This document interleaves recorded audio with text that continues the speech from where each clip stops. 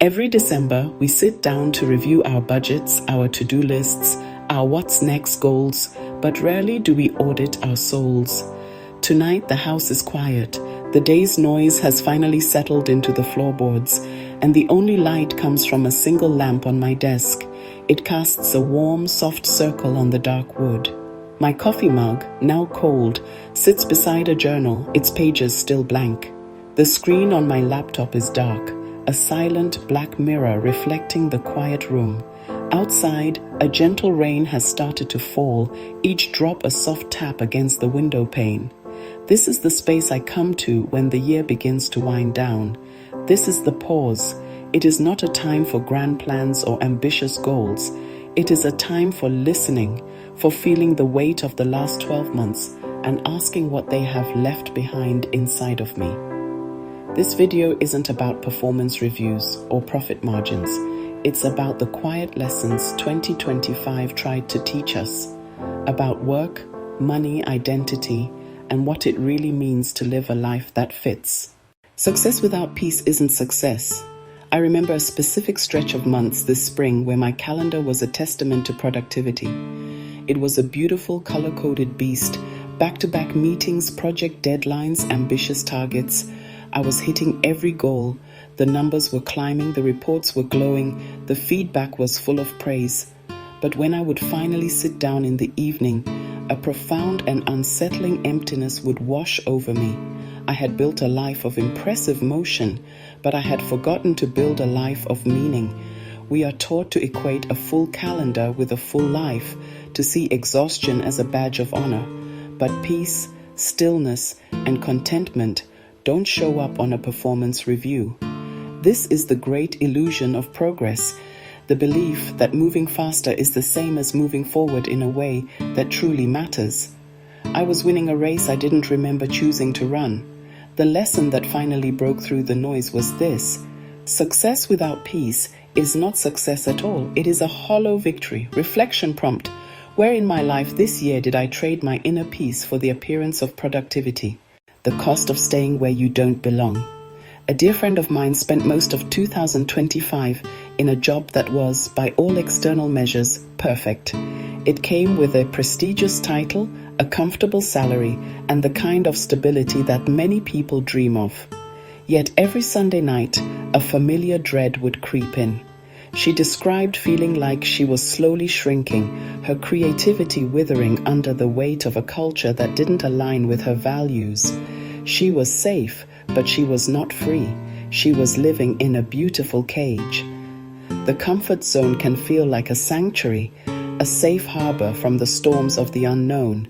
But a harbor is not where ships are meant to stay forever. Staying where you've outgrown comes at an immense cost. Your vitality, your confidence, and the precious, unrecoverable currency of your time. This is where I began to develop the idea of the inner exit.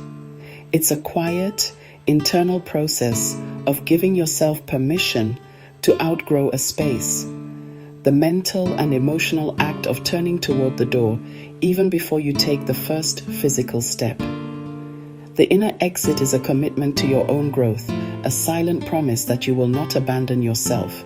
Leaving isn't failure. In fact, choosing to leave a place that is holding you back is one of the most profound acts of success. Reflection prompt: what comfort zone have I been afraid to outgrow this year, and what is staying there costing me? Sometimes the comfort zone is just a beautifully decorated cage. Money mirrors your mindset. Money is often treated as a cold, hard fact. We talk about it in terms of budgets, investments, returns. We create spreadsheets to track its flow and set goals to accumulate more of it. But this year, I saw more clearly than ever that money is rarely just about the numbers. It is a powerful mirror that reflects our deepest beliefs, fears, hopes, how we earn, spend, save, give money away, tells an intimate story about our relationship with worthiness, security, freedom. I watched one person chase a higher salary, then spend it just as quickly, not for enjoyment, but to quiet an inner voice of inadequacy. Another hoarded every penny, living in self-imposed scarcity despite having more than enough. Their bank accounts were a reflection of their inner landscape. Financial well-being is linked to emotional well-being. To change your financial reality, first understand the story you tell about money. Are your choices rooted in purpose or fear? Do you spend to connect with your values or to numb your anxiety?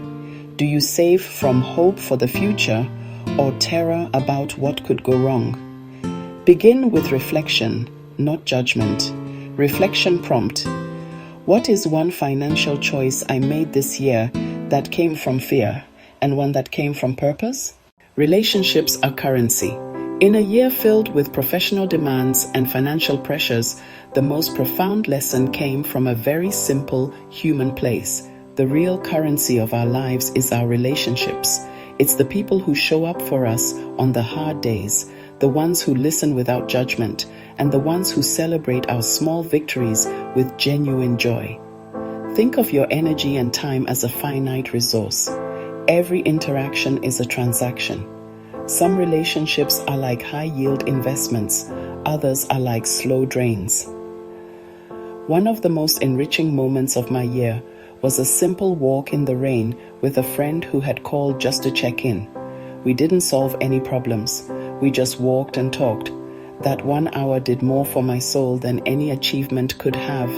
I also recognized a professional connection that consistently left me anxious. Acknowledging that drain was the first step toward reclaiming my energy. Who made your world feel bigger, safer, more joyful? Write their names down. Say a quiet thank you. And who left you feeling smaller or more tired? Acknowledging this isn't blame, it's self-preservation. Reflection prompt. Who were the people who enriched my year, and which relationships or situations drained me? As the end of the year approaches, a familiar chorus begins to swell. New year, new me. It's a powerful, seductive slogan that promises a complete transformation. It suggests the person you are today is flawed and must be replaced by a newer, better, more optimized version. We are encouraged to shed our old selves and emerge reinvented on January 1st. But this year taught me that this pursuit of reinvention is often a trap, born from shame, a feeling that we are not enough. The truth is much kinder. You don't need a total reinvention. You need a gentle alignment. Alignment is not about becoming someone else. It's about becoming more fully yourself. In 2025, I accepted that I do my best creative work in the quiet hours of late afternoon and evening. By aligning my schedule with my natural rhythm, I became more productive and, more importantly, more at peace. It's not a violent overhaul, but a series of small, compassionate adjustments. Say a kind no to a draining commitment. Create a savings plan tied to a dream that excites you. Schedule 30 minutes of quiet because you need it to feel centered. These are small, powerful acts of alignment that honor the person you already are. Reflection prompt. What one small change could I make to bring my daily life into better alignment with who I truly am? It wasn't a reinvention, it was a return. As we sit with these lessons, the night begins to soften. The rain has stopped. The first faint light of dawn is beginning to color the eastern sky. The quiet desk, the cold mug, the closed journal. They are no longer symbols of an ending, but of a clean slate. The goal is not perfection. The goal is learning. Keep going with a little more wisdom and a lot more self-compassion. Begin with a single gentle step. The most powerful transformations do not begin with a shout, but with a whisper. One true sentence, one honest conversation, one small choice that honors what you've learned. If the ideas in this essay resonated, download your year-end reflection workbook, a quiet companion with short, thoughtful prompts to help you unpack what this year taught you about work, money, and self. Do it at your own pace, 10 minutes with one question, or an hour with a section. Begin with reflection, not resolutions. Begin with understanding, not ambition. Download your year-end reflection workbook And if you're ready for your next chapter, join me in the Inner Exit series. Wherever you are, simply pause. Close your eyes if that feels comfortable. Take one slow, deep breath in, filling your lungs completely. And then, just as slowly release it. Let it go. Release the pressure to have all the answers. Release the need to be perfect. Release the weight of the year that is passing.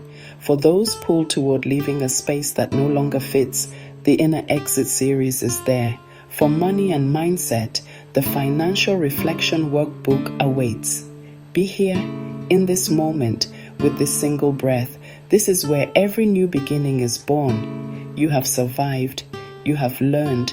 You have grown. The path forward is waiting. You are ready. Just begin. Every December, the world seems to invite us to race toward a finish line, to tally our achievements and draft a new, more demanding list for the year to come.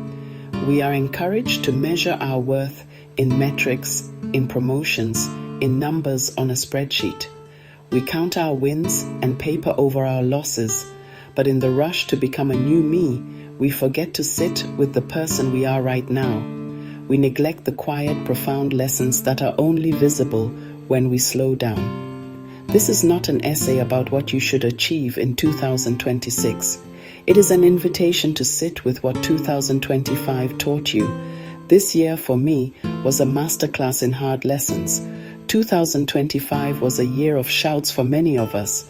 The lessons were not always gentle, but they were true.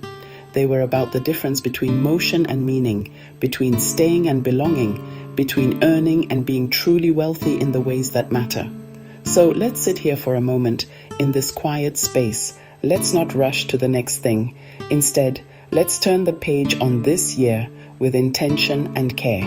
Let's honor the journey by acknowledging what it taught us.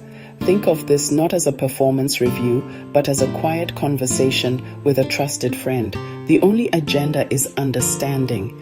Find the truth in the experiences that shaped you so you can carry the wisdom and not the weight into the year that waits. Maybe 2025 wasn't perfect. Maybe you weren't either, but you learned, you endured, and you're still here, wiser, clearer, and ready to begin again. Begin with reflection, not resolution. Carry forward one core lesson from 2025. You have a whole life to live, and it is yours to shape. Take the next right step. Be present. Be kind to yourself. Honor the journey, one day at a time. The rest will follow. Download your year-end reflection workbook. And if you're ready for your next chapter, join me in the Inner Exit series. The path forward is waiting. You are ready. Just begin.